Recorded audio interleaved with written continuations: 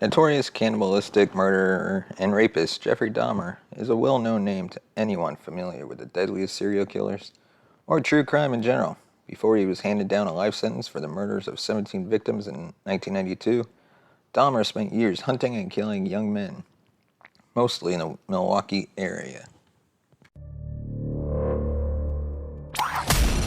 Welcome to an all-new season of the True Crime Never Sleeps podcast. This season, we dive into the most horrific unsolved murders in history. From the Black Dahlia murder to the unsolved murder of the Lady of the Dunes. Join us every Tuesday on YouTube or your favorite podcast platform. As always, we thank you for listening. Welcome to the True Crime Never Sleeps podcast. On today's episode, we're continuing our series, Shit Outta Luck. And today, we're looking at Jeffrey Dahmer and how he was eventually caught. First, we'd like to thank our sponsor, Hunt-A-Killer. Visit huntakiller.com and use the promo code TCNS for 20% off your first box. The link will be in the show notes. Notorious cannibalistic murderer and rapist Jeffrey Dahmer is a well-known name to anyone familiar with the deadliest serial killers or true crime in general. Before he was handed down a life sentence for the murders of 17 victims in 1992, Dahmer spent years hunting and killing young men, mostly in the Milwaukee area. From the late 70s until the early 90s, he was a ruthless killer who kidnapped, lured, drugged, and tortured boys and men that he invited back to his apartment. He was also arrested for exposing himself to children and even spent time in prison for sexually assaulting an underage boy. In the years leading to his capture, Dahmer managed to evade some close calls, getting caught. He committed his first murder in 1978, just after graduating from high school. On a drive to get rid of the body, he was pulled over by cops in Ohio to perform a sobriety test, all while having the body of Stephen Hicks, his first victim, in the car. That same year, he enlisted in the Army, and a decade would go by before he started his twisted and perverted killing spree.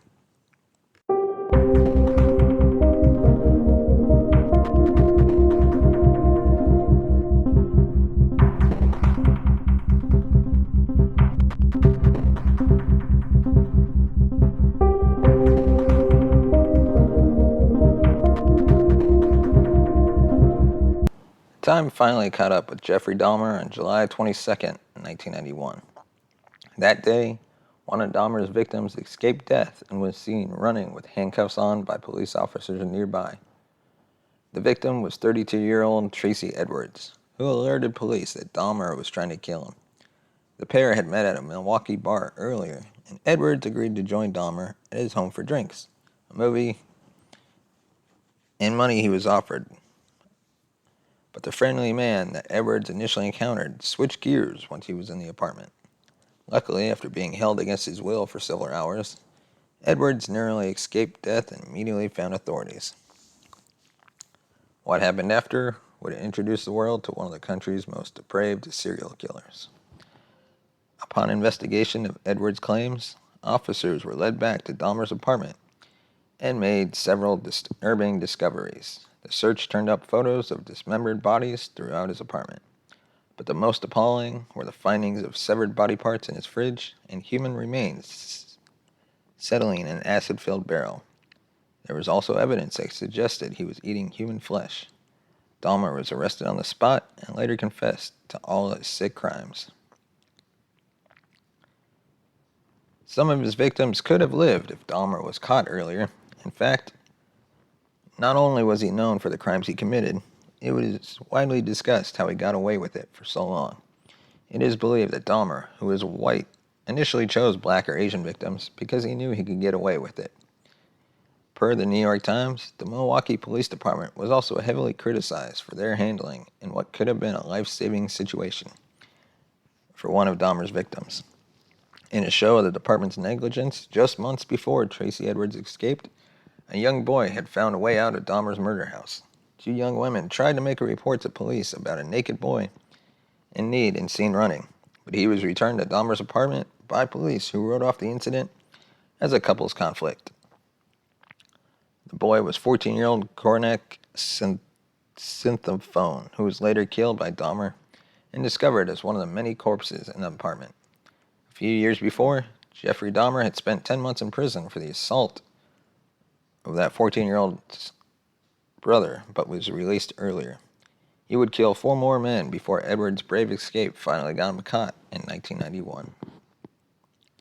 And that is how Jeffrey Dahmer was shit out of luck. Let us know your thoughts on this man and his eventual capture by sending us a tweet at TrueCrimeNS. Let us know who else you want us to cover in future episodes of Shit Out of Luck. Like us on Facebook. Just search True Crime Never Sleeps. You can find us on Instagram, True Crime Never Sleeps. Thanks for listening, and we'll see you next time. Thank you for listening to the True Crime Never Sleeps podcast. Follow us on Twitter at TrueCrimeNS. Like us on Facebook at True Crime Never Sleeps. Send us a voice message at anchor.fm/truecrimeneversleeps/message. Tune in next week for an all-new episode.